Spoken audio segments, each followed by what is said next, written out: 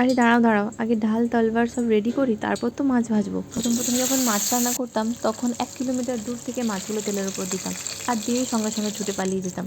তবে এখন আর ততটা ভয় লাগে না, এখন আসলে অভ্যেস হয়ে গেছে, তো এখন আর ছুটে পালিয়ে যায় না। তবে হ্যাঁ, অবশ্যই প্রোটেকশন নিয়েই রান্না করি। যাই হোক, তোমাদের সাথে একটা ভালো খবর শেয়ার করি। যে কাজের জন্য আমি সেদিন আইআইটি গেছিলাম খড়গপুরে, তো সেই কাজটা আমার মোটামুটি সাকসেসফুল হয়ে গেছে।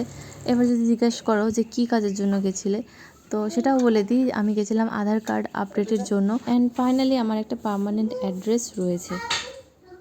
দিদি পাবদা নয়, বলো পাবদা মাছ। ডাব মা পাবদা পাবদা। ডাব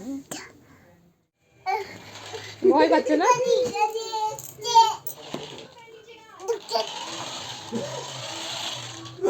দাদি